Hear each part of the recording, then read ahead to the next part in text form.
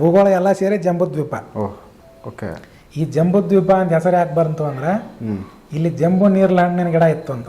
ಒಂದ್ ಯಾಕೆ 12 ಗಿಡಗಳು ಇದ್ವು. ಒಂದೊಂದು ಯುಗ ಗತಿಸಿ ಹೋದಂಗೆಲ್ಲ 4 ಗಿಡಗಳು ಬಿದ್ದವು. ಅದು ದ್ವಾಪರ ಯುಗದ ಅಂತ್ಯದ ಕಾಲಕ್ಕೆ ಒಂದು ಗಿಡ ಉಳಿದಿತ್ತು.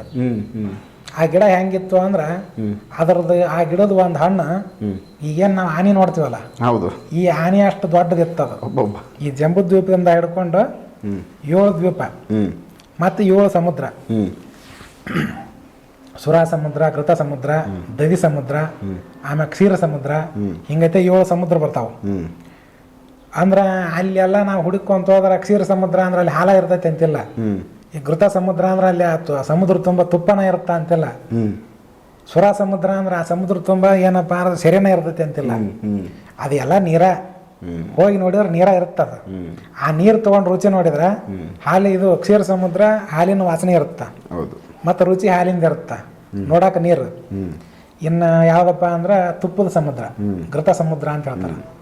ಅದನ್ನ ತಗೊಂಡು ಬಾಯಿಗೆ ಹಾಕೊಂಡ್ರೆ ತುಪ್ಪದ ವಾಸನೆ ಬರುತ್ತ, ರುಚಿ ಅದರದಿರುತ್ತ, ಆದ್ರೆ ನೋಡಾಕ ನೀರು, ತುಪ್ಪನ ಬೇರೆ ನೀರ ಬೇರೆ. ಹಿಂಗ ಒಂದೊಂದು ದ್ವೀಪ ಒಂದೊಂದು ಸಮುದ್ರ ಬೇರೆ ಬೇರೆ ಆಗ್ಯದವು. ಈ ಭ್ರಮಿಯಂತ್ರಗಳನ್ನು ದಾಟಿ ನಮ್ಮ ಜಂಬೂದ್ವೀಪದ ಜನರು ಯಾರು ಆಚ ಕಡೆ ದ್ವೀಪಕ್ಕೆ ಹೋಗಂಗಿಲ್ಲ. ಶಾಲ್ಮಲಿ ದ್ವೀಪ ಅಂತ ಬರುತ್ತಾ, ಅದ್ರ ಆಚ ಕಡೆ ಇನ್ನೂ 4-5 ದ್ವೀಪ ಬರ್ತಾವಲ್ಲ, ಅಲ್ಲಿ ಹೋಗಂಗಿಲ್ಲ ಇವರು. ಇನ್ನು ಆ 7 ದ್ವೀಪಗಳನ್ನು ದಾಟಿದ ನಂತರ ಸೂರ್ಯಪ್ರಕಾಶ ಹೋಗಂಗಿಲ್ಲ ಆ ಕಡೆ. ಬೆಳಕ ಇಲ್ಲ. ಅಲ್ಲಿ ಕೆಲವೊಂದಿಟ್ಟು ವಿಚಿತ್ರ ಪರ್ವತಗಳು ಬರ್ತಾವ. ಅಲ್ಲಿ ಅದ್ರ ಆಚ ಕಡೆ ಪೂರಾ ಅಂಧಕಾರನ ಐತಿ. ಇನ್ನು ಅದ್ರ ಸುತ್ತರದ ಏನಪ್ಪಾ ಅಂದ್ರೆ 4 ದಿಗ್ಗಜಗಳು ಅಂದ್ರೆ ದೊಡ್ಡ ದೊಡ್ಡ ಆನೆ. ಅವು ಆನೆ ಅಂತವಂತಂದ್ರ ಈ ಭೂಲೋಕದ ಆನೆ ಅಲ್ಲವು, ಅವೆಲ್ಲ ದೇವಲೋಕದ ಆನೆಗಳು. ಅಂತ ಒಂದು ಆನೆಗಳು ಅದನ್ನ 4 ಭಾಗದಾಗ ನಾವು ಅದನ್ನ ಪ್ರದಕ್ಷಿಣೆ ಮಾಡ್ತಾವ, ಅದನ್ನ ರಕ್ಷಣೆ ಮಾಡ್ತಾವ. ಭಾರತ ವರ್ಷ ಅಂತ ನಮ್ಮ ಭಾರತ ಅಷ್ಟ ಅಲ್ಲ, China, Tibet, Myanmar, Burma, Sri Lanka, ಮತ್ತೆ ಇನ್ನು ಇವು ಪಾಕಿಸ್ತಾನ, ಅಫ್ಘಾನಿಸ್ತಾನ, ಇದು ಎಲ್ಲ ಸೇರಿ ಭಾರತ ವರ್ಷ.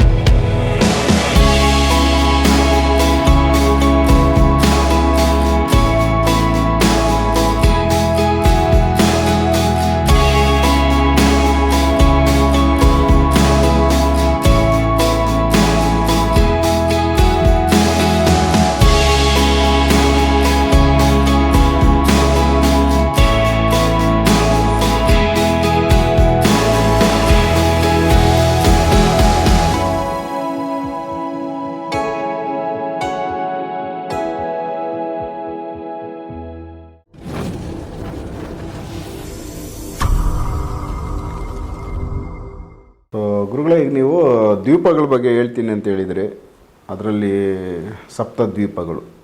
ಸೊ ಈ ವಿಚಾರ ತುಂಬ ಇಂಟ್ರೆಸ್ಟ್ ಇರುತ್ತೆ, ಇದನ್ನು ಕಂಪ್ಲೀಟ್ ಅದ್ರ ಬಗ್ಗೆ ವಿಚಾರ ತಿಳಿಸಿ. ಈಗ ನೋಡ್ರಿ, 7 ದ್ವೀಪಗಳು ಅಂತ ಬರ್ತಾವೆ. ಏನು ಹೇಳ್ತಾರೆ ಪುರಾಣದಾಗ ಅಂದ್ರೆ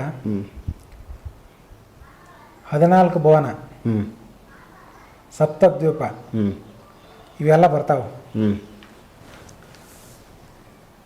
14 ಲೋಕಗಳು ಅಂದ್ರೆ ಇವು ಮ್ಯಾಲಿಗಳು ಕೆಳಗಿಗಳು ಬರ್ತಾವೆ. ಊರ್ಧ್ವಲೋಕ, ಅಧೋಲೋಕ ಅಂತ. ಮ್ಯಾಲಿಗಳು ಮತ್ತು ಕೆಳಗಿಗಳು ಹೆಂಗೆ ಬರ್ತಾವ, ಹಂಗೆ ಈ ಭೂಮಿ ಸುತ್ತರದ 7 ದ್ವೀಪ ಬರ್ತಾವೆ. ಭೂಮಿ ಮ್ಯಾಲಿಗಳು, ಭೂಮಿ ಕೆಳಗಿಗಳು ಬರ್ತಾವೆ. ಅವಕ್ಕೆ ಒಂದೊಂದು ಹೆಸರು ಅದಾವು. ಅತಳ, ವಿತಳ, ಸುತಳ, ತಳಾತಳ, ಪಾತಾಳ ಅಂತೇಳಿ. ಮ್ಯಾಲಿರೋ ಜನಲೋಕ, ತಪೋಲೋಕ ಅಂತ ಬರ್ತಾವೆ. ಒಂದೊಂದು ಲೋಕ ಬ್ರಹ್ಮಲೋಕದ ತನಕ ಬರ್ತಾವೆ. ಬ್ರಹ್ಮಲೋಕದ ಆಚ ಕಡೆ ಇವು ಕೈಲಾಸ, ವೈಕುಂಠ ಅವೆಲ್ಲ ಬರ್ತಾವ. ಬ್ರಹ್ಮಲೋಕದ ತನ 7 ಲೆಕ್ಕ ಬರುತ್ತ. ಇನ್ನು ಇದರಂಗನ ಈ ನಮ್ಮದು ಏನೋ ಭೂಮಿ ಐತೆ ಅಂದ್ರೆ ಅಮೇರಿಕಾ, ರಷ್ಯಾ ಎಲ್ಲ ಸೇರೆ, ಎಲ್ಲ ಇದನ್ನ ಎಷ್ಟು ಸೇರಿ ಇದಕ್ಕೆ ಜಂಬೂದ್ವೀಪ ಅಂತ ಹೇಳ್ತಾರ. ಎಲ್ಲ ಸೇರಿ ನಮ್ಮ ಭಾರತ ಮಾತ್ರ ಅಲ್ಲ, ಭಾರತ ಎಲ್ಲ ಸೇರೆ. Bharat, America, Russia, Africa, Japan, Germany, ನಮ್ಮ ಜಗತ್ತಿನೊಳಗೆ ಎಷ್ಟು ದೇಶಗಳದಾವು ಎಲ್ಲವೂ ಸೇರಿ ಜಂಬೂದ್ವೀಪ. ಸೊ ಇದೊಂದು ಗೊತ್ತಿಲ್ಲ ನಮ್ಗೆ, ಬರೀ ಭಾರತ ಮಾತ್ರ ಜಂಬೂದ್ವೀಪ ಅಂತ ನಾವು ಅನ್ಕೊಂಡ್ವಿ. ಭಾರತಕ್ಕೆ ಭಾರತ ವರ್ಷ ಅಂತ ಹೇಳ್ತಾರ. ಭರತ ವರ್ಷ ಭರತ ವರ್ಷ, ಜಂಬೂದ್ವೀಪೆ ಭರತ ವರ್ಷ ಅಂತ ಹೇಳ್ತಾರೆ. ಹೌದೌದು. ಈ ರುದ್ರವಾದ ಮುಂದೆ ಸಂಕಲ್ಪ ಜಂಬೂದ್ವೀಪ ಅಂದ್ರೆ ಇದು ನಮ್ಮ ಭೂಗೋಳ ಆಯ್ತು. ಈ ಭೂಗೋಳ ಎಲ್ಲ ಸೇರಿ ಜಂಬೂದ್ವೀಪ. ಓಕೆ. ಈ ಜಂಬೂದ್ವೀಪ ಅಂತ ಹೆಸರು ಯಾಕೆ ಬಂತು ಅಂದ್ರೆ ಇಲ್ಲಿ ಜಂಬೂ ನೀರ್ಲ ಹಣ್ಣಿನ ಗಿಡ ಇತ್ತು ಅಂತ. ಒಂದ್ ಯಾಕೆ 12 ಗಿಡಗಳು ಇದ್ವು. ಒಂದೊಂದು ಯುಗ ಗತಿಸಿ ಹೋದಂಗೆಲ್ಲ 4 ಗಿಡಗಳು ಬಿದ್ದವು. ಆ ದ್ವಾಪರ ಯುಗದ ಅಂತ್ಯದ ಕಾಲಕ್ಕೆ ಒಂದು ಗಿಡ ಉಳಿದಿತ್ತು. ಆ ಗಿಡ ಹೆಂಗಿತ್ತು ಅಂದ್ರೆ ಅದರದ್ದು ಆ ಗಿಡದ ಒಂದು ಹಣ್ಣು ಈಗೇನು ನಾವು ಆನಿ ನೋಡ್ತೀವಲ್ಲ, ಹೌದು, ಈ ಆನಿ ಅಷ್ಟು ದೊಡ್ಡದಿತ್ತು. ಅದು ಬೀಜ ಇಲ್ಲದೆ ಇರುವಂತ ಗಿಡ, ಬೀಜನೇ ಇಲ್ಲ, ಬೀಜ ಇಲ್ಲದೆ ಇರುವಂತ ನೀರ್ಲಣ್ಣು. ಅದಕ್ಕೆ ಜಂಬೂ ನೀರ್ಲಣ್ಣು ಅಂತ ಹೇಳ್ತಾರೆ. ಅದ್ರ ಒಂದು ಎಲಿ ಒಳಗ ಆರಾಮ್ 4-5 ಜನ ಮನ್ಕೋಬೇಕು. ಅದರ ಎಲೆ ಎಲೆ ಅಷ್ಟು ದೊಡ್ಡದು, ಅಷ್ಟು ದೊಡ್ಡ ಎಲಿ. ಓಕೆ. ಈಗ ಬಕತ್ ಬಾಲ್ಯ ಮುನಿಗಳು ಅಂತ ಕೇಳಿರ್ಬೇಕು ನೀವು ಹೆಸರು, ಮಹಾಭಾರತದಾಗ ಬರ್ತತೆ. ಅವ್ರು ಒಂದು ಎಲಿ ಹಿಡ್ಕೊಂಡಿದ್ರಂತ ಹಿಂಗೈತೆ ಎಲೆ ತಲೆ ಮೇಲೆ. ಅಲ್ಲಿ ಅರ್ಜುನ ಕೇಳ್ತಾನಲ್ಲ ಏನಂತ, ನೀವು ಏನಪ್ಪ ಅಂದ್ರೆ ಯಾವುದೋ ಒಂದು ಇದನ್ನ ಆಶ್ರಮ ಕಟ್ಕೊಂಡಿಲ್ಲ, ಒಂದು ಪರ್ಣ ಕುಟಿ ಕಟ್ಕೊಂಡಿಲ್ಲ, ಬರೀ ಒಂದು ಎಲಿ ಹಿಡ್ಕೊಂಡ್ ಕುಂತಿರಲ್ಲ, ಅದು ಆಲದ ಎಲಿ ಅಂತ ಹೇಳ್ತಾನ. ಅದು ಆಲದ ಎಲಿ ಹಿಡ್ಕೊಂಡ್ ಕುಂತಿರಲ್ಲ ಅಂತಲ್ಲ, ಅದು ಆಲದ ಎಲಿ ಏನೋ ಸಣ್ಣದಲ್ಲ. ಅದು ಈ ಜಂಬೂ ನೀರ್ಲಣ್ಣಿನ ಗಿಡ ಎಷ್ಟು ಅದಿರುತ್ತೆ, ಈ ಎಲಿ ಎಷ್ಟು ದೊಡ್ಡದಿತ್ತು, ಆದ್ರ ಸರಿ ಸಮಾನವಾಗಿರುವಂತ ಆಲದ ಎಲಿ ಅದು ಬಡದ. ಆ ಎಲಿ ಹಿಂಗ್ ಹಿಡ್ಕೊಂಡ್ರ ಒಂದು 4-5 ಮಂದಿ ಆರಾಮ್ ಕುಂದಿರ್ಬೇಕು ಅದ್ರ ಬಿಡಕ. ಅಷ್ಟು ದೊಡ್ಡ ಸೀಟ್ ಇಟ್ಕೊಂಡಂಗ ಆಯ್ತು. ಒಂದು ಸೀಟ್ ಹಿಡ್ಕೊಂಡಂಗ ಆಯ್ತು. ಈ ಲೆಕ್ಕದಾಗ ಗಿಡಗಳು ಇದ್ವ ಅವಾಗ. ಯಾವಾಗ ಸತ್ಯಯುಗ ತ್ರೇತಾಯುಗ ಟೈಮ್ನಾಗ ಕ್ರಮೇಣ ಮನುಷ್ಯ ನಾಳೆ ಹೆಂಗ್ ಕಡಿಮೆ ಆತು ಹಂಗ ಇವು ಕಡಿಮೆ ಆದವು. ಈಗ 10 ವರ್ಷಕ್ಕೆ ಕಾಯಿ ಬಿಡ್ತಿದ್ವು ತೆಂಗಿನ ಗಿಡಗಳು, ಈಗ 2 ವರ್ಷಕ್ಕೆ ಕಾಯಿ ಬಿಡಕತ್ತಾವ, ಇಷ್ಟು ಇರ್ತಾವ. ಹೌದು ಹೌದು ಹಂಗೆ. ಇನ್ನ ಈ ಜಂಬೂದ್ವೀಪ ಅಂತ ಹೆಸರು ಬರಕ್ ಕಾರಣ ಜಂಬೂ ನೀರ್ಲಣ್ಣಿನ ಗಿಡ. ಇದು ಜಂಬೂ ನೀರ್ಲಣ್ಣಿನ ಗಿಡದ ಉಲ್ಲೇಖ ಮಹಾಭಾರತದಾಗ ಬರುತ್ತಾ. ಅರ್ಜುನ ಆ ದಿಗ್ವಿಜಯ ಮಾಡ್ಕೊಂಡು ಉತ್ತರ ಭಾರತದ ಕಡೆ ಹೋಗಿರ್ತಾನ. ಹೋದ ಟೈಮ್ನಾಗ ಆ ನೀರ್ಲಣ್ಣಿನ ಗಿಡ ನೋಡ್ತಾನವ. ಅತಿ ಹತ್ರ ಇರ್ತೈತಿ, ಅದರದ ಇವು ಇರ್ತಾವು ಎಲಿ, ರೇಂಬಿ, ಕೊಂಬಿ ಎಲ್ಲ ಆಕಾಶ ಮುಟ್ತಿರ್ತಾವ, ಅಷ್ಟು ದೊಡ್ಡದು, ಅದಕ್ಕಿಂತ ಹೆಚ್ಚು. ಇನ್ನು ಆ ಗಿಡ ಎಷ್ಟು ದಪ್ಪ ಇರ್ಬೇಕು, ತುಂಬಾ ದೊಡ್ಡದು. ಅದು ಜಂಬೂ ನೀರ್ಲಣ್ಣಿನ ಗಿಡ. ಅದು ಗಿಡದ ತುಂಬ ಹಣ್ಣು ಬಿಡ್ತಿರತ್ತ. ಒಂದೊಂದು ಹಣ್ಣು ಒಂದು ಆನೆ ಅಷ್ಟು ದೊಡ್ಡದ. ಅದ್ರಾಗ ಬೀಜ ಇಲ್ಲದ ನೀರ್ಲಣ್ಣು, ಫುಲ್ಲು ರಸ. ಅದು ಒಂದು ಬಿತ್ತು ತಳಗಂದ್ರೆ ಪೂರ್ತಿ ಆದ ನದಿಯಾಗಿ ಹರಿತಿರುತ್ತಂತ. ಆ ಗಿಡದ ರಸ ನದಿಯಾಗಿ ಜಂಬೂ ನದಿ ಅಂತ ಇರುತ್ತ, ಜಂಬೂ ನದಿಯಾಗಿ ಹರಿತಿರುತ್ತ. ಆ ಜಂಬೂ ನದಿ ಆ ನೀರ್ಲಣ್ಣಿನ ರಸ ಯಾವ ಮಣ್ಣಿಗೆ ಹತ್ತೈತಿ ಆ ಮಣ್ಣು ಸುತ್ತರದ ಬಂಗಾರ ಹಾಕಿರುತ್ತ, ಜಾಂಬೂನದ ಬಂಗಾರ ಹಾಕಿರುತ್ತದ. ಈಗ ಆ ಗಿಡ ಕಲಿಯುಗ ಯಾವಾಗ ಬಂತ, ಆ ಗಿಡ ಬಿದ್ದು ಒಣಗಿ ಮಣ್ಣಾಗಿ ಹೋತದ. ಈಗ ಅದು ಹುಡುಕಿರೋ ಆ ಗಿಡ ಸಿಗುದಿಲ್ಲ, ಸಿಗ್ತಾ ಇಲ್ಲ. ಯುಗ ಬದ್ಲಿ ಆದಂಗಲ್ಲ ನಮ್ಮಲ್ಲಿ ವ್ಯವಸ್ಥೆಗಳ ಬದ್ಲಿ ಆಕ್ಕವು. ಮೊದಲಿಂದ ಸತ್ಯುಗದಾಗ ಮಳೆ ಹಾಕಿದ್ದಿಲ್ಲ, ತನ್ನಷ್ಟಕ್ಕೆ ತಾನ ಪೀಕ್ ಬರೋದು ತೊಗೊಂಡು ಇವ್ರು ಊಟ ಮಾಡ್ತಿದ್ರು.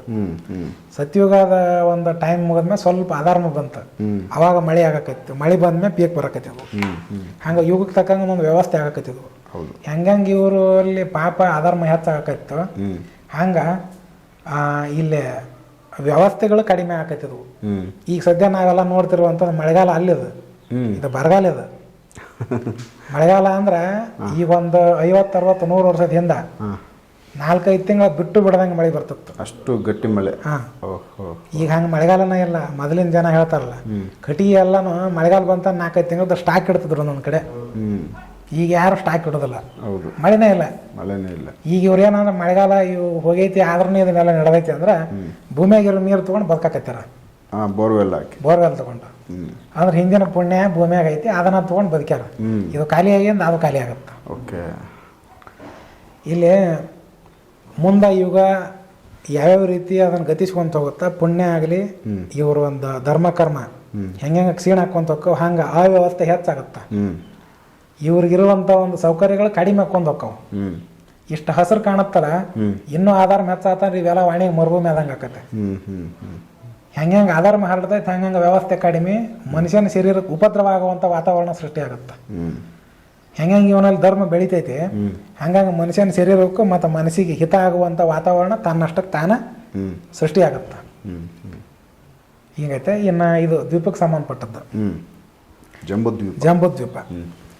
ಅಂದ್ರೆ ನಾನು ಒಂದು ವಿಚಾರದಾಗ ಹೊಂಟೆ ಅಂದ್ರೆ ಅದು ಒಂದು ಲೈನ್ ಸಿಕ್ಕರೆ ಅದು ಎಲ್ಲೆಲ್ಲಿಗೂ ಹೋಗ್ಬಿಡುತ್ತೆ, ಕವಲಗಳು ಹೊಡ್ಕೊಂಡು ಹೋಗುತ್ತೆ, ಕವಲ ಹೊಡ್ಕೊಂತ ಹೋಗುತ್ತೆ. ನಮ್ಮ ಅಲ್ಲಿಂದ ಮತ್ತೆ ಹಿಂದಕ್ಕೆ ಬರ್ಬೇಕು. ಈ ಜಂಬೂದ್ವೀಪ ಅಂತ ಅನ್ನುವಂಥದ್ದು ಉಪ್ಪು ನೀರಿನ ಸಮುದ್ರದಿಂದ ಸುತ್ತುವರೆದೈತೆ. ಉಪ್ಪು ನೀರಿನ ಸಮುದ್ರ. ಓಕೆ. ಈ ಉಪ್ಪು ನೀರಿನ ಸಮುದ್ರದ ನಟ ನಡೆಯುವಂಥ ಭಾಗನ ಜಂಬೂದ್ವೀಪ. ಅಮೇರಿಕಾ, ರಷ್ಯಾ ಅವು ಇವು ಎಲ್ಲ ದೇಶನೂ ಸೇರಿ. ಓಕೆ. ಈ ಒಂದು ಉಪ್ಪು ನೀರಿನ ಸಮುದ್ರದ ಆಚೆ ಕಡೆ ಶಾಲ್ಮಲಿ ದ್ವೀಪ, ಪ್ಲಕ್ಷ ದ್ವೀಪ, ಹಿಂಗೆ ಪುಷ್ಕರ ದ್ವೀಪ ಅಂತ ಇನ್ನೂ 6 ದ್ವೀಪಗಳು ಬರ್ತಾವೆ. 7 ಸಮುದ್ರ 7 ದ್ವೀಪ. ಈ ಜಂಬೂ ದ್ವೀಪದಿಂದ ಹಿಡ್ಕೊಂಡು 7 ದ್ವೀಪ ಮತ್ತು 7 ಸಮುದ್ರ. ಸುರಾ ಸಮುದ್ರ, ಕೃತ ಸಮುದ್ರ, ದಗಿ ಸಮುದ್ರ, ಆಮೇಲೆ ಕ್ಷೀರ ಸಮುದ್ರ, ಹಿಂಗೈತೆ 7 ಸಮುದ್ರ ಬರ್ತಾವೆ.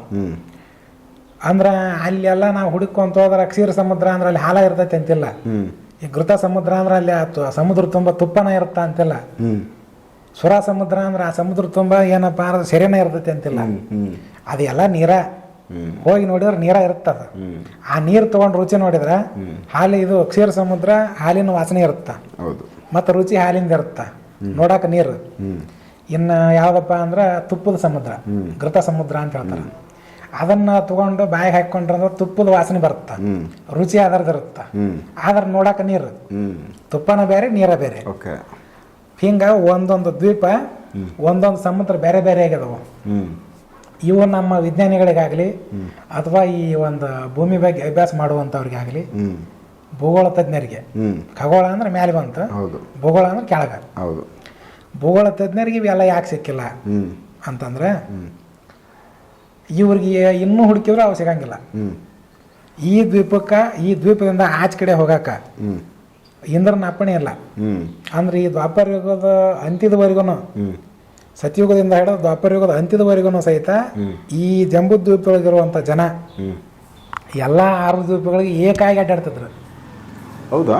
ಹಾಂ, ಏಕಾಗಿ ಅಡ್ಡಾಡ್ತಾರೆ, ತಿರ್ಗಾಡ್ತಿದ್ರು. ಹೌದು. ಓಕೆ. ಈಗ ಯಾರು ಕಾರ್ತಿವೀರ್ಯ ಹೆಸರು ಕೇಳಿರ? ಕಾರ್ತಿವೀರ್ಯ ಅಂತಂದ್ರೆ ಅವನು ಚಕ್ರವರ್ತಿ. ಚಕ್ರವರ್ತಿ ಅಂದ್ರೆ ಒಟ್ಟು 6 ಜನ ಬರ್ತಾರ. 7ನೇದ ಅವನಿಲ್ಲ. ಅದ್ರಾಗ ಧರ್ಮರಾಯನ ಕಡೆಯಲ್ಲ ಅವನು. 6 ಜನ ಚಕ್ರವರ್ತಿ ಒಳಗ. ಅದ್ರಾಗ ಕಾರ್ತಿವೀರ್ಯ 7 ದ್ವೀಪಗಳನ್ನು ಏಕಾಗಿ ಆಳ್ತದಂತ. ಹರಿಶ್ಚಂದ್ರ, ಕಾರ್ತಿವೀರ್ಯ ಇವರೆಲ್ಲ. ಆದ್ರೆ ಧರ್ಮರಾಯ ಏನೈತಿ 7 ದ್ವೀಪ ಆಳಿಲ್ಲ. ಒಂದ್ರ ತನಕ ಹೋದ, ಮುಂದೆ ಹೋಗಕ್ ಆಗ್ಲಿಲ್ಲ. ಅವರಲ್ಲಿ ಆಧ್ಯಾತ್ಮಿಕ ಬಲ ಕಡಿಮೆ ಆಯ್ತು. ಹಿಂಗಾಗಿ ಅವರು ಸೀಮಿತ ಪ್ರಾಂತ್ಯಕ್ಕೆ ಸೀಮಿತ ಆದ್ರು. ಅಲ್ಲಿ ಏನು 7 ದ್ವೀಪಗಳೇನು ಬರ್ತಾವು, ಅಲ್ಲಿ ಎಲ್ಲ ಕಡೆ ಹೋಗೋದು ಬರೋದು ಎತ್ತು. ಅಂದ್ರೆ ಧರ್ಮ ಇಲ್ಲೇ ಮತ್ತು ಅಲ್ಲೇ ಏಕಾಗಿ ನಡೀತಿತ್ತು ಅವಾಗ. ಅಧರ್ಮಗಳು ಇಲ್ಲಿ ಇದ್ದಿಲ್ಲ, ಅಲ್ಲಿ ಇದ್ದಿಲ್ಲ. ಧರ್ಮ ಇಲ್ಲೇ ಅಲ್ಲೇ ಒಂದಾಗಿ ನಡೆದೈತಿ ಅಂದ್ಮ್ಯಾಗ ಆಗಲಿ ಅಂತಾರ. ಈಗ ಉದಾಹರಣೆ ಹೇಳ್ಬೇಕಂದ್ರೆ ಪಾಕಿಸ್ತಾನ ಮತ್ತು ನಮ್ಮ ಭಾರತಕ್ಕೂ ಇಲ್ಲಿ ಒಂದು ಜನರ ಮಾನಸಿಕ ಸ್ಥಿತಿ, ಇಲ್ಲಿ ಒಂದು ಜನರ ಮಾನಸಿಕ ಸ್ಥಿತಿ ಒಂದಾಗಿದ್ರ ನಿಮ್ಗೆ ಆ ಕಡೆಯಿಂದ ಈ ಕಡೆ, ಈ ಕಡೆಯಿಂದ ಆ ಕಡೆ ಹೋಗಕ್ಕೆ ಪರ್ಮಿಷನ್ ಇರುತ್ತ. ಅದು ಇದು ಬೇರೆ ಆದಾಗ ನಡಿವೆ ಬೇಲಿ ಕಟ್ತಾರ. ಈಗ ನೇಪಾಳಕ್ಕೆ ಹೋಗಕ್ಕೆ ನಿಮಗೆ ಯಾವುದೋ ಒಂದು ಇದು ಅನುಮತಿ ಪತ್ರ ಬೇಕಾಗಿಲ್ಲ. ಆರಾಮ್ ಹೋಗಿರಿಲ್ಲ. ಯಾಕಂದ್ರೆ ಇಲ್ಲಿದು ಅಲ್ಲಿದು ವಾತಾವರಣ, ಜನರ ಮಾನಸಿಕ ಸ್ಥಿತಿ ಒಂದೈತೆ. ಅದಕ್ಕೆ ನಾವು ಆರಾಮ್ ಹೋಗ್ಬೋದು. ಮತ್ತು ಅಲ್ಲಿ ಬೇರೆ ಆಗಲಿ ನಡಿ ಬೇಲಿ ಬರುತ್ತೆ ಅಲ್ಲೇ. ಹಂಗ ಇಲ್ಲಿ ಹೆಂಗಿತ್ತು ಅಲ್ಲಿನೂ ಹಂಗಾಯಿತು. ಇನ್ನೂ 6 ದ್ವೀಪಗಳು ಸಹಿತ ಇವರು ಸಮುದ್ರ ಮಾರ್ಗದಿಂದನೋ ಅಥವಾ ಇನ್ನು ಆಕಾಶ ಮಾರ್ಗದಿಂದ ವಿಮಾನಗಳಿದ್ವು. ಅವಾಗ ವಿಮಾನ ಈಗ ಅದಾವ ಅಂತಲ್ಲ, ಹಿಂದೂ ಇದಕ್ಕೇನ ಮುಂದುವರೆದ ವಿಮಾನಗಳಿದ್ವು. ಅದರ ಬಲದಿಂದ ಹೊಕ್ಕಿದ್ರು ಅವರು. ಆ ವಿಮಾನಗಳೆಲ್ಲ ಮುಗಿದು ಹೋದವು. ಅಂದ್ರೆ ಅದ್ರ ಒಂದು ತಂತ್ರಜ್ಞಾನ ಈಗ ಸದ್ಯ ಸಿಗಂಗಿಲ್ಲ, ಮುಗಿತದ. ಈಗಿರೋ ತಂತ್ರಜ್ಞಾನದ ಮುಖಾಂತರ ಅಲ್ಲಿ ತನಕ ಹೋಗೋದಿಲ್ಲ. ಹಿಂಗಿದ್ದಾಗ ಮುಂದೆ ದ್ವಾಪರಯುಗ ಮುಗಿದ ಕಲಿಯುಗ ಬಂತು. ಕಲಿಯುಗದ ಆರಂಭ ಆತ. ಕಲಿಯುಗದ ಆರಂಭ ಆದ್ಬಿಟ್ಲೆ ಇಲ್ಲಿ ಅಧರ್ಮ ಹೆಚ್ಚಾತ. 4 ಭಾಗದೊಳಗೆ 1 ಭಾಗ ಧರ್ಮ, 3 ಭಾಗ ಅಧರ್ಮ ಆದಾಗ ಇನ್ನು ಇವ್ರು ಅಲ್ಲಿಗೆ ಹೋದ್ರೆ ಅಲ್ಲಿನೂ ಅಧರ್ಮ ಹರಡಿಸಿ ಬಿಡ್ತಾರ. ಅಲ್ಲೆಲ್ಲ ಲೂಟ್ ಮಾಡ್ಕೊಂಡ್ ಬರ್ತಾರ, ಜನರಿಗೆ ಅತ್ಯಾಚಾರ ಮಾಡ್ತಾರ. ಇದೆಲ್ಲ ಏನಾಯ್ತು ಇಂದ್ರಗೆ ಗೊತ್ತಾತ. ಇಂದ್ರ ಏನು ಮಾಡಿದ, ವಿಶ್ವಕರ್ಮನ ಕರೆದು ಹೇಳಿದ, ನೋಡೋ ಈ ಜಂಬೂ ದ್ವೀಪದ ಜನರು ಬೇರೆ ದ್ವೀಪಗಳಿಗೆ ಹೋಗಿ ಅಲ್ಲಿ ವಾತಾವರಣ ಹಾಳು ಮಾಡ್ತಾರ. ಅದಕ್ಕೆ ನೀನೇನು ಮಾಡ, ಈ ಉಪ್ಪು ನೀರಿನ ಸಮುದ್ರದೊಳಗೆ 4 ದಿಕ್ಕಿನೊಳಗೆ 4 ಯಂತ್ರಗಳನ್ನು ಇಡು. ಆ ಯಂತ್ರದ ಹೆಸರು ಏನಪ್ಪ, ಭ್ರಮಿ ಯಂತ್ರ ಅಂತ ಹೇಳ್ತಾರ. ಈ ಯಂತ್ರಗಳನ್ನ 4 ದಿಕ್ಕಿನಾಗ 4 ಸ್ಥಾಪನೆ ಮಾಡ ಸಮುದ್ರದೊಳಗ. ಇಲ್ಲಿ ಜನರು ಆ ಕಡೆ ಹೋಗಬಾರ್ದು. ಇನ್ನು ಆ ಕಡೆ ಜನರಂತೂ ಇಲ್ಲಿಗೆ ಬರೋದ್ರು ಬಿಡ. ಅವರು ಅವ್ರಿಗೆ ಬರ್ಬೋದು, ಇಚ್ಛೆ ಪಟ್ರೆ ಬರ್ಬೋದು. ಆದ್ರೆ ಅವ್ರು ಇಲ್ಲಿಗೆ ಬರೋದಿಲ್ಲ. ಎದಕ್ಕೆ ಬರೋದ್ರ ಇಲ್ಲಿ ಬಂದು ಮಾಡೋದು ಏನೈತೆ. ಅದಕ್ಕೆ ಅವ್ರು ಅಲ್ಲೇ ಇರ್ತಾರೆ. ಇವ್ರು ಆ ಕಡೆ ಹೋಗಬಾರ್ದು. ಇವ್ರು ಒಂದು ಕಟ್ಟಳೆ ಮಾಡ ಅಂದಾಗ ವಿಶ್ವಕರ್ಮ ಸಮುದ್ರದೊಳಗೆ 4 ಯಂತ್ರಗಳನ್ನ ಇಟ್ಟ. ಆ ಯಂತ್ರಗಳನ್ನ ಇಟ್ಟ ಮೇಲೆ ಇವ್ರು ಆ ಕಡೆ ಹೋಗಕ್ಕೆ ಆಗಲಾರ್ದಂಗೆ ಆಯ್ತು. ಮನುಷ್ಯಗೆ ಭ್ರಮೆ ಉತ್ಪತ್ತಿ ಮಾಡುತ್ತದ. ಭ್ರಮೆ ನಾ ಎಲ್ಲಿ ಹೊಂಟಿನ ಅನ್ನೋದಾಗ ಗೊತ್ತಾಗೋದು, ಮೈಂಡ್ ಬ್ಲಾಂಕ್. ಈಗ ಯಾರು ನಮ್ಮ ದೇಶಕ್ಕೆ ಸಮುದ್ರ ಮಾರ್ಗ ಕಂಡು ಹಿಡಿದ್ರಲ್ರಿ ಅವರು, ವಾಸ್ಕೋಡಿ ಗಾಮ ಇರ್ಬೋದು, ಇನ್ನೊಂದಿಬ್ರು ಯಾರು ಅದಾರಲ್ಲ, ಅವ್ರು ಹಿಂಗೆ ಬಂದಾಗ ಭೂಮಿ ಎಲ್ಲಿ ತನ ಐತೆ ನೋಡ್ಬೇಕಂತಂದು ಹೋದಾಗ ಏನು ಹೇಳಿದ್ರು ಅವರು, ಪೂರ್ವ ದಿಕ್ಕಿನಿಂದ ಒಬ್ಬ ಮನುಷ್ಯ ಹೊಂಟ ಅಂದ್ರೆ ಅವ್ನು ಪೂರ್ವ ದಿಕ್ಕಿನೊಳಗೆ ಬರ್ತಾನ ಅಂತ ಹೇಳಿದ್ರು. ಅದ್ಯಾಕಂದ್ರೆ ಇವ್ನು ಹೋಗ್ತಿರ್ತಾನ, ಭೂಮಿ ತಿರುಗ್ತಿರ್ತ, ಇವನ್ ಪಶ್ಚಿಮ ದಿಕ್ಕಿನ ಹೊಂಟಿನ ಅಂತ ತಿಳ್ಕೊಂಡಿರ್ತಾನ, ಅದು ತಿರುಗಿ ಮತ್ತೆ ಪೂರ್ವಕ್ಕೆ ಬರ್ತಾನ ಅಂತ ಒಂದು ಸಿದ್ಧಾಂತ ಬಾರ್ದಿಟ್ಟ. ಮನುಷ್ಯ ಪೂರ್ವದಿಂದ ಹೊಂಟನ ಪಶ್ಚಿಮಕ್ಕೆ ಬರ್ಬೇಕು, ಅದು ಹಂಗಾಗ್ಲಿಲ್ಲ. ಪೂರ್ವದಿಂದ ಹೊಂಟನ ಭಾಳ ಪೂರ್ವಕ್ಕೆ ಬಂದಂತ, ಅದು ರೊಟೇಟ್ ಆಗಷ್ಟರಲ್ಲಿ ಮತ್ತೆ ಅದು ಪೂರ್ವ ಬಂದ್ಬಿಟ್ಟಿರುತ್ತೆ. ಹೆಂಗಂದ್ರೆ ಈಗ ರಷ್ಯಾದ ಮೂಲಿದು ಲಾಸ್ಟ್ ಮೂಲಿ ಈ ಕಡೆದ ಅಮೇರಿಕ ಬರುತ್ತ, ಅವನು ಏನ್ ಮಾಡ್ತಾನ ರಷ್ಯಾದ ಮೂಲಿ ಹಿಡಿದು ಹೊಂಟ ಬಿಡ್ತಾನ. ರಷ್ಯಾದ ಮೂಲಿ ಹಿಡಿದು ಹೊಂಟ ಅವ ಏನ್ ಮಾಡ್ತಾನ, ಅಮೇರಿಕದ ಮೂಲಿ ನಾನು ಪತ್ತೆ ಹಚ್ಬೇಕಂತ ಹೊಕ್ಕಾನ. ಇವ ಪತ್ತೆ ಭೂಮಿ ನಿಂತಿತ್ತಂದ್ರೆ ಅಮೇರಿಕಕ್ಕೆ ಬರ್ತಿದ್ದ, ಇದು ತಿರುಗ್ತಿರುತ್ತಲ್ಲ ಸಮುದ್ರದಲ್ಲಿ, ಅದು ಸಮುದ್ರದಾಗ ಗೊತ್ತೂ ಆಗೋದಿಲ್ಲ. ಅವನು ಹಾಡಿ ರಷ್ಯಾದಾಗಿಂದ ಹೊಂಟಿದ್ಮೇಲೆ ಹಾಡಿ ಅಲ್ಲೇ ಬಂದಿದ್ದ. ಇದು ಈ ಒಂದು ಸಿದ್ಧಾಂತ ನಾವು ಬಾರದಿಟ್ಟ. ಪೂರ್ವದಿಂದ ಹೊಂಟಂತ ಮನುಷ್ಯ ಪೂರ್ವಕ್ಕ ಬರ್ತಾನ ಅಂತ ಬಾರದಿಟ್ಟಾರ. ಅತಿ ಆಳವಾಗಿ ಅಭ್ಯಾಸ ಮಾಡಿದವ್ರಿಗೆ ಇದು ಗೊತ್ತಾಗತ್ತೆ ನಾ ಹೇಳಿದ್ದು. ಇನ್ನು ಇದು ಭ್ರಮೆ ಯಂತ್ರದ ಆಗುವಂತ ಒಂದು ಸಣ್ಣ ಪರಿಣಾಮ. ಇದು ದೊಡ್ಡ ಪರಿಣಾಮ ಅಲ್ಲ, ಸಣ್ಣ ಪರಿಣಾಮ. ಇದನ್ನೂ ದಾಟಿ ಅವ ಹೊಂಟ ಅಂದ್ರ ಅವನು ಹಡಗನ ಬರುದಿಲ್ಲ, ಅವನ ವಿಮಾನನೂ ಹಾಳೆ ಬರುದಿಲ್ಲ. ಇತ್ತಾಗ ಬರ್ಮುಡಾ ಟ್ರಯಾಂಗಲ್ ಇವೆಲ್ಲ ಹೇಳ್ತಾರಲ್ಲ, ಇವೆಲ್ಲ ಒಂದ್ ಸ್ವಲ್ಪ ಇದ್ರದ್ದು ಈ ಬರ್ಮುಡಾ ಟ್ರಯಾಂಗಲ್ ಅಂತ ಇರ್ಬೋದು, ಬ್ಲಾಕ್ ಹೋಲ್ ಅಂತ ಇರ್ಬೋದು, ಅವು ಇನ್ನೂ ಏನೇನು ಹೇಳ್ತಾರಲ್ಲ. ಬ್ಲಾಕ್ ಹೋಲ್ ಮೇಲೆ ಆಕಾಶದಲ್ಲಿ, ಇದು ಸಮುದ್ರದೊಳಗಡೆ ಬರ್ಮುಡಾ ಟ್ರಯಾಂಗಲ್ ಒಂದ್ ಕಂಡು ಹಿಡಿದಾರ ಇವ್ರು. ಹೌದು, ಅದು ಒಂದ ಇಲ್ಲ, 4 ದಿಕ್ಕಿನಾಗ 4 ಅದಾವು. ಇವ್ರಿಗೆ ಸಿಕ್ಕಿದ್ ಒಂದು, ಇವ್ರು ಹೋಗಿರೋದು ಅದ ದಾರಿ ಒಂದು, ಇತ್ತಾಗಿಂದ ಬಂದ್ರು ಅದ, ಆತಾಗಿಂದ ಬಂದ್ರು ಅದ. ಹಿಂಗಾಗಿ ಇವ್ರಿಗೆ ಒಂದು ಸಿಕ್ಕತ್ತೆ. ಇಂಥವು ಇನ್ನೂ ಮುಂದೆ ಹೋದ್ರೆ ಇನ್ನೂ 3 ಅದಾವು. ಇವ್ರು ಅಲ್ಲಿ ಹೋದ್ರೆ ಗೊತ್ತಾಗತ್ತ. ಈ ಬರ್ಮುಡಾ ಟ್ರಯಾಂಗಲ್ ಏನೈತಲ್ಲ, ಈ ಬರ್ಮುಡಾ ಟ್ರಯಾಂಗಲ್ಗೆ ಹೋದಾಗ